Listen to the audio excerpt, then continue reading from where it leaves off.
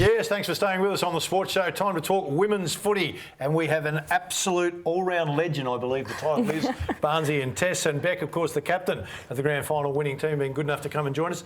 Tess, maybe we'll start with you and talk about the Amateur Footy League. How has it expanded? How quickly has the Women's League expanded? Well, this year's obviously been a really big explosion following the introduction of the AFLW and the Sandford Statewide Women's League. We'd been growing steadily the last couple of years. Anyway, we had 19 teams last year in the open competition, but this year that's shot up to 35 teams in the open comp and 11 teams in under 18. So we've got 46 teams all up and 9 new clubs on board, which is really exciting. All right, you've been pretty innovative. You've brought in a 5th division. Can you explain to the viewers why you brought in that? Yeah, we've brought in a 5th division this year, which is a reduced numbers competition, to allow clubs to field teams between 12 and 15, with 12 to 15 girls on a reduced size pitch. And the idea of that is so that if a club's trying to get a women's team up and going, but they don't quite have the numbers, it allows them to enter into that 5th division, rather than having those girls go to another club. Because obviously they go to another club and they, make friends and they get along with the coach, start to learn footy. You never get them back that next year. So. And with the growth that you're obviously experienced, Tess, is how much of that do you put down to the AFLW and what's been done at the top end to grassroots level? Has that been a big impact on growing all these divisions, has it?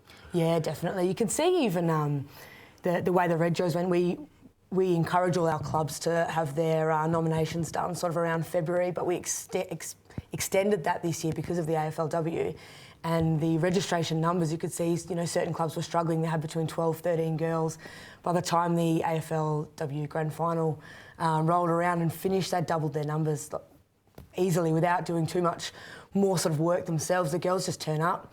I'm involved with one of the amateur league clubs, Adelaide Uni, and we have 5 or 6 girls every week rocking up, which is fantastic, and it's definitely attributed to the success of the AFLW. Yeah, that's great. Were you surprised? Were you surprised by the exposure that the Women's League got in the AFL? I mean, they're a massive machine. They have great promotion. But did it grab you by surprise at how quickly people fell in love with it?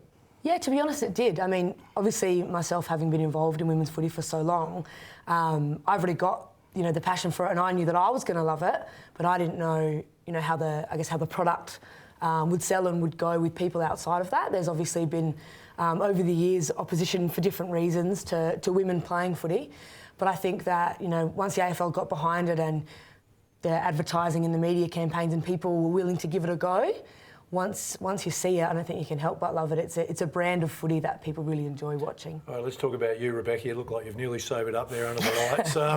Last week you had a great week for the club, 27-point winners over North Adelaide. Yep. Only Oval, a couple of thousand people down there. Yep.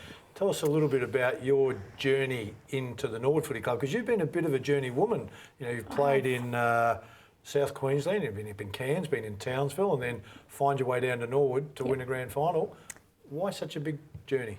I started in Adelaide, so I started here earlier. I did my schooling in Strathalbyn, and you get to an age with footy and you kind of have to go down a different path. So I did play that other sport. I went into soccer, and then I found out I could play footy again. So I played a couple of years down here, and then my husband joined the army, and we moved up to Townsville. So that's what took me up to Queensland.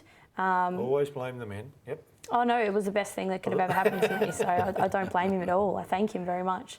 But for me, it was kind of the first thing I did when I found out we were going to Townsville was, where can I play footy?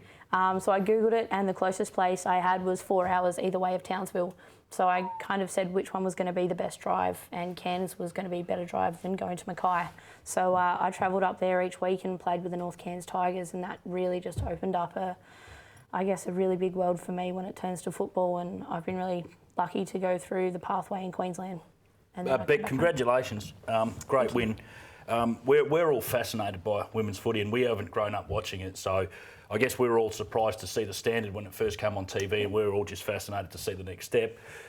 What sort of celebrations do you go through? You said you didn't drink for 6 months coming into it, so you've made up for the last 48 hours. Yeah. Tell us what goes through, the celebration process after the games when you win the grand final. I think this one, to be honest, is probably the most special. And I think it's because the bond that we had to, I guess, get together really quickly. We had to make things work really quickly, and it was never a difficult process at all for us. So I think this one was really enjoyed the most. We got to spend some time with the footy club and thank our sponsors and our really close supporters on Saturday night, and then we kind of ventured off into our fun group that we have, and the night went from there. So this one was by far the best one I've had yet. When you talk about the celebrations after, there were a couple of moments during the game where it might not have looked like a celebration. Yeah. They had a couple of quick goals in the third quarter. Yeah, they did. Got it tied up. What was going through your mind when that happened? The momentum had clearly shifted. It's actually funny because my coach in the first quarter, I came off for a bit of a break, and he goes, "What on earth made you choose to go into the wind in the first quarter?" Because I actually won the toss and decided to go into the wind. I was like, "Steve, don't doubt me now, just bear with me." I knew the girls had the momentum at parts of each quarter. It's just a matter of whether we could nail it in the last quarter, and I really had confidence and belief that coming home we have been so strong every week, and that's what I was really putting it down to. But you're right, there were parts during the game where we thought we had momentum, and then they'd sneak a couple of quick goals, and then we kind of had momentum, and it just kind of, yeah. What got said at three-quarter time?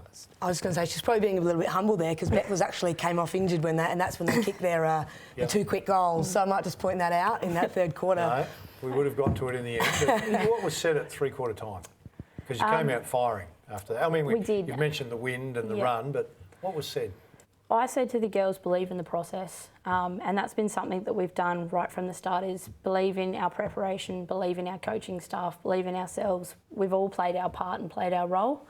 So literally it was just believe in the process and just leave nothing in the tank. And we just came out, and I think we looked at each other at that moment, we just said, we're going to make this the loudest cheer that we've got yet. So Red Legs at three-quarter time, just it was the best buzz for us when we came together and we did that bit. So I think the girls just knew what it meant to each other, and we just got the job done. So clearly you two ladies have both got rusty voices from all the yelling and cheering over the course of the game, nothing to do with the celebration. No, absolutely not, just purely the game. Yep, purely the game. Yep. Just quickly going back to Cairns, the competition up there, what was it like? It was kind of raw, I guess, up there as when I was first up there. It's developed a lot now because they've got a lot of the younger generation coming through. They've got academies up there now, which is great. But it was at that time, it was just literally kick the footy and then go. And there were some really quick pace people up there. So that made the game quite quick, but skills needed to be developed. All right, we need to go. Unfortunately, lots more questions, but well done. Congratulations to both of you. And the Footy League for Women is expanding unbelievably. Stay with us. Still plenty to come on the show.